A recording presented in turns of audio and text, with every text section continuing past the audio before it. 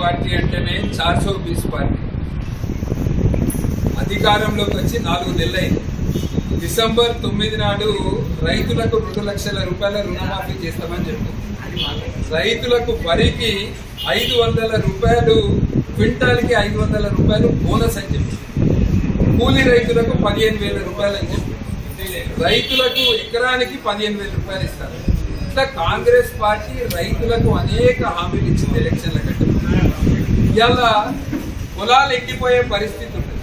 పొలాలు ఎండిపోతే రైతుల దగ్గరికి పోయి పరామర్శించి రైతులకు నష్టపరిహారం ఇప్పించాలనే ఆలోచన ముఖ్యమంత్రి గారికి లేదు. రైతులను మర్చిపోయిన పార్టీ కాంగ్రెస్ పార్టీ. ఇలా కరెంటు లేదు, తాగడానికి నీళ్లు లేవు. ఇలా పేద ప్రజలందరూ కూడా ఇబ్బంది ఎదుర్కొంటారు. కాంగ్రెస్ పార్టీ వాళ్ళు ఇచ్చిన గ్యారంటీల పేరు మీద మోసం చేసి వాటిని కప్పిపుచ్చడానికి ఇలా నరేంద్ర మోదీ గారి గురించి మాట్లాడారు. శ్రీధర్ బాబు గారికి తెలవాల్సింది ఏంటంటే 6,500 కోట్లతోటి FCI ఫ్యాక్టరీని తెరిపించింది నరేంద్ర మోదీ గారు.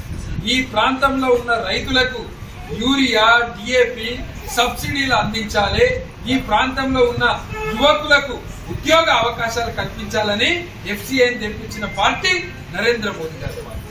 ఇవాళ రైతులకు అందరికీ తెలుసు, 1 ఎకరానికి 2 యూరియా బస్తాలు, 2 DAPలు కావాలి.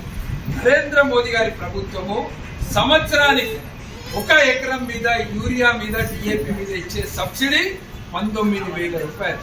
ఇది కాకుండా 6,000 రూపాయలు రైతుల ఖాతాలు ఇస్తుంది. కనీస మద్దతు ధర 1,300 ఉన్న కనీస మద్దతు ధరను 2,500 చేసింది నరేంద్ర మోదీ.